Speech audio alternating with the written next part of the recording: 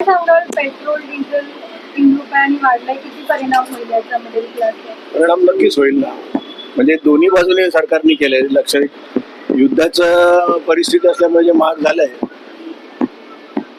ते एक कारण ते दाखवलंय. आणि दुसरं म्हणजे कमीत कमी वापर करावा लोकांनी. पेट्रोल दुसरं ते पण आहे ना, आपल्या देशाबाहेर जाणारी जी करन्सी आहे ती वाचवण्यासाठी लोकांनी हे करावं. आता सोन्याचं तसंच झालं ना. सोन्याचं सांगितलं होतं त्याने की वर्षभर घेऊ नका. लोकांच्या रिॲक्शन्स आल्या. असं चालणारच नाही ना. कारण मिडल क्लास माणसाला ते घ्यावंच लागतं. आज मुलीचं लग्न करताना तुम्ही सोनं किती टाकणार हे, सोनं किती घालणार हेच होतं ना. हिरे वगैरे तर काही परवडत नाहीत.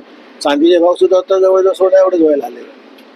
त्यामुळे त्यांनी काय असेल सिच्युएशन, कारण मुंबईचा ट्रान्सपोर्ट वगैरे सगळं डायरेक्टली पेट्रोल डिझेलशी कनेक्टेड आहे. ऑफिसवाले किंवा कॅब ड्रायव्हर्स, टॅक्सी ड्रायव्हर्स, किती परिणाम होईल? काही परिणाम होणार नाही. पहिले काही दिवस लोक बोलतात आणि नंतर परत जरी परवडत नसलं तरी काहीतरी ते रूट काढून सण करतात. तशा पद्धतीने ते आपल्या पद्धतीने जाणार. या सगळ्यामध्ये पाहिला गेला पेट्रोल किती होतं. माझ्या तर 2 बाईक आहेत, 2 कार्स आहेत, पण घ्यावंच लागतं ते.